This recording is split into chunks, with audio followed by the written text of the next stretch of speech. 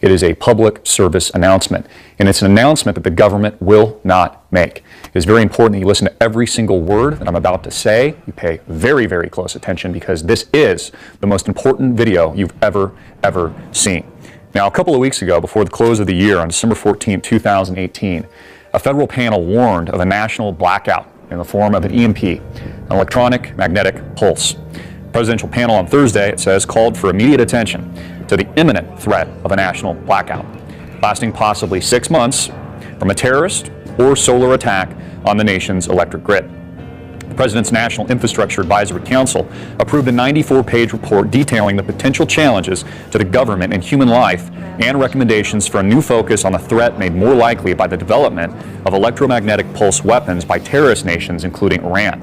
Now, I'm going to stop there and pause for a minute. This is very important, because it appears that John Bolton, who I've met with personally a few different times over the years, is preparing, along with the Trump administration, for war in Iran. This is one of the reasons why they've been pulling out of countries like Afghanistan and Syria, because what they're really doing is repositioning our troops so that there is a event, I'll just say that, in the near future. Former U.S. ambassador to the UN and a Fox News contributor. So, Ambassador, you've written an op-ed today in the New York Times, and here's the headline. It's an eye-catcher. To stop Iran's bomb Iran. Well, the question is going to be what happens to those troops that are being withdrawn from Syria and Afghanistan. They're going into Iraq. And if you'll recall President Trump's speech on New Year's Eve to the troops, he talked about how the troops are going to remain. They're going to be there to spring into Syria if necessary. But then he said, and Iran, to watch Iran. Why are you going to send special forces troops into Iran? Well, it's something being planned. The one thing I would watch out for is he going to be withdrawing any troops also from South Korea in this time frame? So you got to keep in mind. You're talking almost about a consolidation of troops. I mean, if you take a bunch out of Syria, take a bunch out of Afghanistan, take a bunch out of, as you mentioned, part of South Korea. My God, you got a lot of troops. This is speculation, but Iraq could become the new hub for U.S. Middle East policy. Iraq, for the positioning of these troops. And this is sort of a continuation from John Bolton's activities from 2000. Well, hold on a minute. When you say Iraq, I'm a little confused. Do you mean Iraq as a launching point to possibly engage Iran? Yes. Because it's right next door. That's correct. Just as Israel twice before has struck nuclear weapons programs in the hands of hostile states, I'm afraid, given the circumstances, that's the only real option open to us now. Right now, or are you saying leading into the future? No, I would have done this 5 or 6 years ago, because the earlier you strike, the more damage you can do. Let's continue. Its report was the latest to warn that a blackout would be both deadly and a threat to the nation. Now, experts will tell us that close to 90+% of the human population will die in the event of an EMP. That is, if the grid goes down. That means that the trucking industry would come to a halt within 48 hours. There would be no food on the store shelves. There would be a loss of emergency services. There would eventually be panic that would set in amongst the general population. And this would snowball over a period of time, over several hours, and then days, weeks, and months. And this is a very, very serious threat. And in a world today dominated by technology, we need to understand that this has created a giant risk for America and a giant risk for the world at large. And this is one of the ways that a rogue nation or a terrorist state, an enemy of the United States of America, could cripple Washington, D.C., and could decapitate our armed forces and all of our ability to defend ourselves and provide for our human populations in an instant. It's a game they've played with the human race for years. They provide clues about the future to toy with us. They did it with 9/11. They've done it with other major catastrophes. It's called predictive programming. On occasion, though, they get outsmarted at their own game. What was David's hidden message inside the gray state? And could it be the reason for his death? Perhaps the scariest part of Gray State's conceptual trailer is this character here, who appears to be operating a guillotine. David Crowley was very intentional in this frame of the movie. He added something that I believe he wanted the people to know about. Who is the identity of this executioner? The executioner wears a Freemason apron. Vice President for the National Border Patrol Council is wearing a satanic Freemason pin. His name is Art DeGueto. He's the Vice President with the National Border Patrol Council.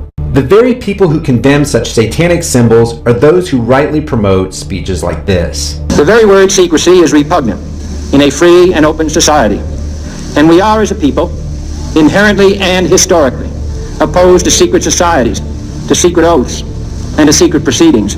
And this president, he understood when nobody else understood. He understood we're not talking politics. We're not talking politics. We're talking Torah. We're talking prophets. That's what it's all about. And once we understand it, and I think he understood it, maybe he can't say it, but he knows. And he's pushing us. He's pushing us. And the whole world is there. In this case here, I've gotten this many times. Sanhedrin invites Nikki Haley to be honorary president of the Organization of 70 Nations. Now, a lot of my evangelical friends are saying, Trump's doing a great job. He's getting us out of the United Nations. He's making these great big bold moves and stuff like that. But you don't understand. They're moving us from United Nations into what? These 70 nations under a Sanhedrin government to put the mandatory Noahide laws on a global scale. I would agree with you that the people in Iran and many other Muslim countries are much too comfortable with the idea of the world coming to an end, but so are some of Israel's greatest supporters. Does it not make you a bit uncomfortable that the Christian right here in America, which backs Israel fervently, really does so because they think Jesus is going to return? Many of them believe he will do so in their lifetime. And when Jesus returns, he must return to whence he came. And what he's going to do when he gets there, basically, is convert all the Jews or kill them. Well, you know, let's argue about that point when it happens, right? But So let's argue about that point when it happens. It's a question I'm always asking: is why are the Christian Zionists helping the Jews rebuild their temple when they have a different Messiah who's going to rule in the end? And Netanyahu says, we'll just argue about that when the time comes. And what he's going to do when he gets there, basically, is convert all the Jews or kill them. Well, you know, let's argue about that point when it happens, right? But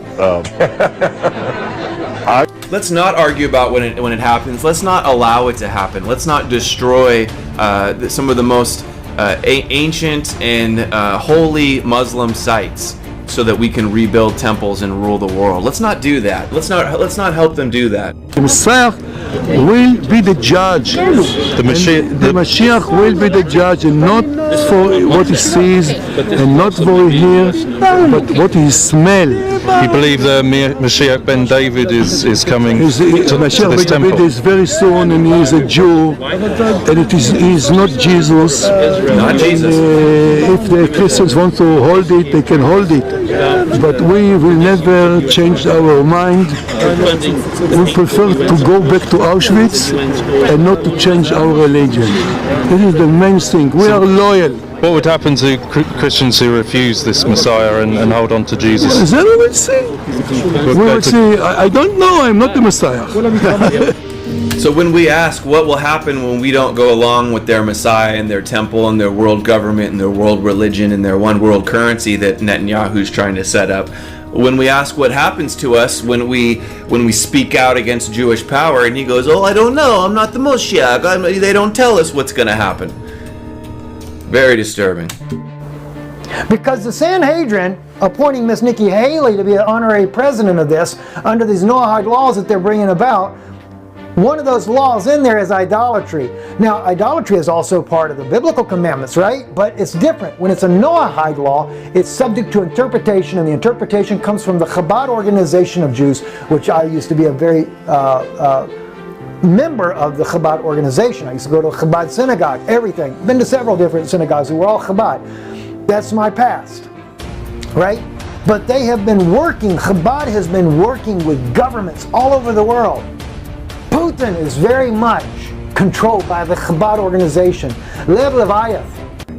Jared is a great young man, went to Harvard, very smart, Friends of Chabad at Harvard, Vice President of Friends of Chabad. Smart. Very smart. Very smart. The cube on the head, very very smart. You want Mashiach now,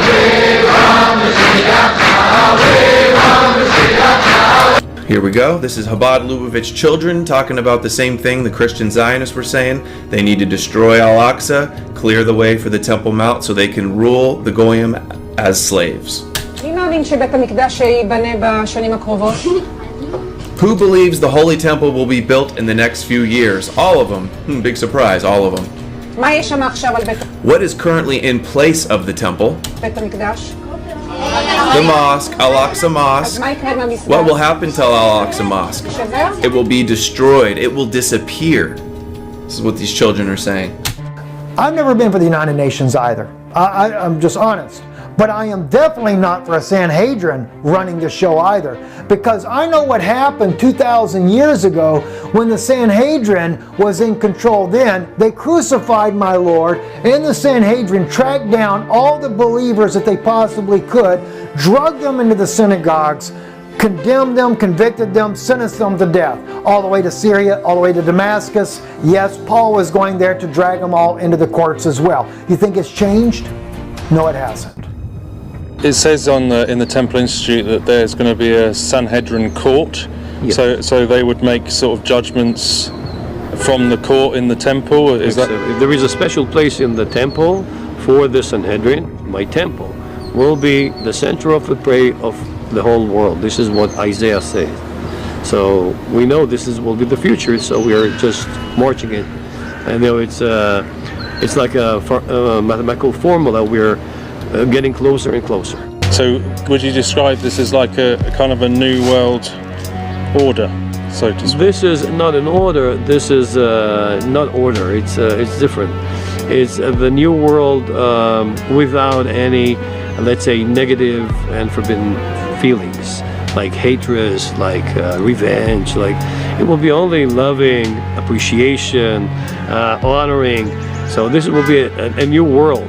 But not all order, it will be a new world, holistic, the holistic way, the way God wants it. What do you think Jerusalem will look like 10 years from now? It will be full of religious Jews. It will be full of Jews, but there will also be, there will be Arabs who are slaves for us. Wow.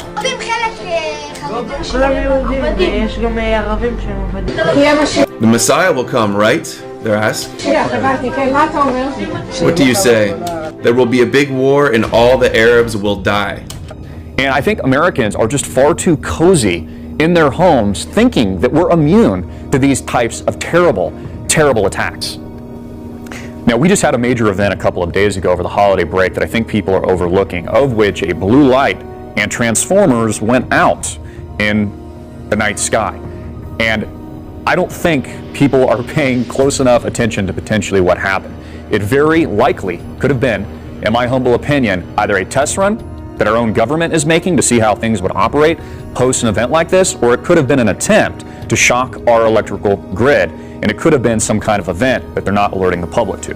I believe that we're going to have a bank run here in the United States of America. I believe the banks are going to close.